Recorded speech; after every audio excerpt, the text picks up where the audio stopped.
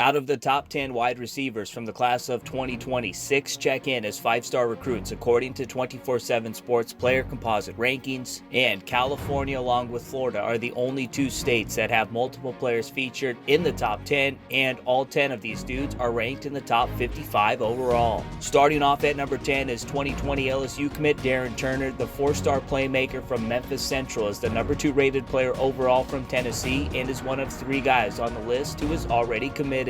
Up next is the lone player from Illinois, and it is Lincoln Way East 4-star wideout A.J. Henning. He is the top dog from the Prairie State, and he just dropped his top 10 a few weeks ago, and some notable schools include the Ohio State, Notre Dame, LSU, and Stanford. The baddest dude from St. Louis checks in at number 8, and it is DeSmet's Jordan Johnson. He had a big-time junior campaign averaging over 20 yards per reception and is one of the top big play threats in high school football. Lucky number 7 is one of 2 guys from Calabasas, and up first is Jermaine Burton. He's one of the most complete wide receivers in the country and can line up on the outside, at the slot, or in the backfield, and he recently dropped his top 5 that featured the U, Alabama, Georgia, Tennessee, and LSU. Starting off the list of 5 stars is Vanguard's Leonard Manuel, and the 6'4", 200-pounder is an absolute nightmare cover for opposing defenses. The 2020 Florida commit is the number 3 player overall from the Sunshine State and checks in at 33 overall for the class of 2020. The only guy from Texas is former North Forest 5-star Daman Dimas. He recently transferred to Tomball High School, and expect a monster senior campaign for the 6'4" playmaker. The 2020 Texas A&M commit is must-watch TV. He had over 1,500 yards receiving and 12 touchdowns during his junior season, averaging over 30 yards per reception.